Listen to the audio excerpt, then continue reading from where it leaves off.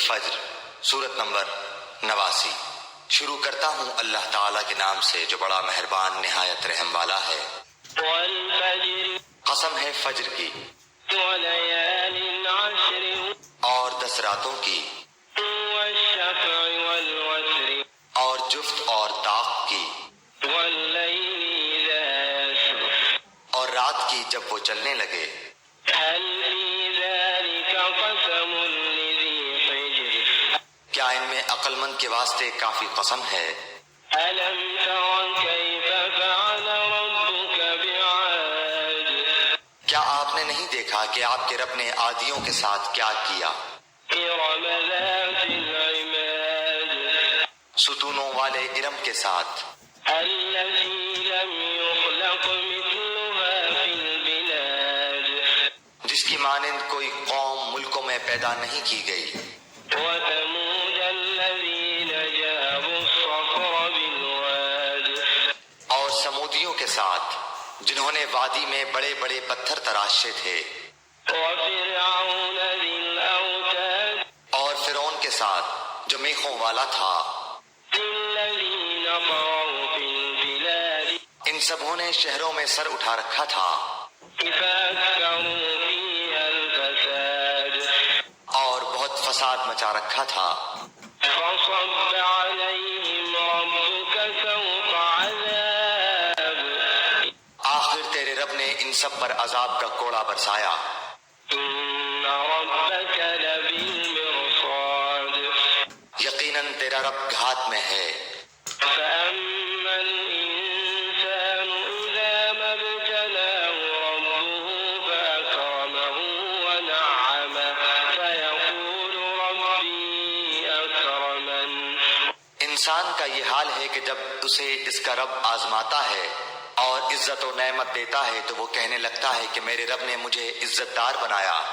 وأما إذا ما ابتلاه فقدر عليه رزقه فيقول ربي أهانن اور جب وہ اس کو آزماتا ہے اس کی روزی تنگ کر دیتا ہے تو وہ کہنے لگتا ہے کہ میرے رب نے میری اہانت کی اور ذلیل کیا۔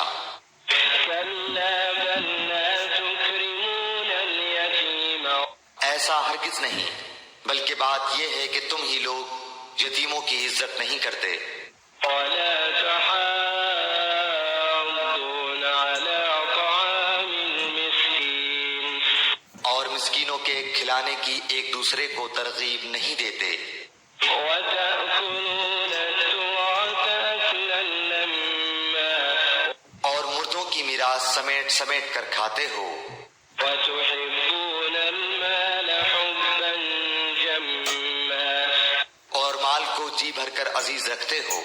كلا إذا دكت الأرض دكا دكا یقیناً جس وقت زمین کوٹ کوٹ کر برابر کر دی جائے گی وجاء ربك والملك صفا صفا اور تیرا رب خود آ جائے گا اور فرشتے صفیں باندھ کر آ جائیں گے۔ وجيء يومئذ بجهنم يومئذ يتذكر الإنسان وأنى له الذكرى اور جس دن جہنم بھی لائی جائے گی اس دن انسان کو سمجھ آئے گی، مگر آج اس کے سمجھنے کا فائدہ کہاں۔ يقول يا ليتني قدمت لحياتي وہ کہے گا کاش کہ میں نے اپنی اس زندگی کے لیے کچھ پیشگی سامان کیا ہوتا۔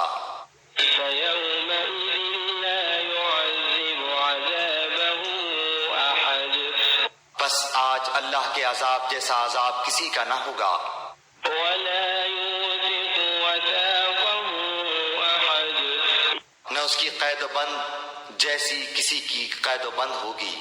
يا أيتها النفس المطمئنة اے اطمینان والی روح، ارجعي إلى ربك راضية مرضية تو اپنے رب کی طرف لوٹ چل اس طرح کہ تو اس سے راضی وہ تجھ سے خوش۔ فادخلي في بس میرے خاص بندوں میں داخل ہو جا وادخلی جنتی اور میری جنت میں چلی جا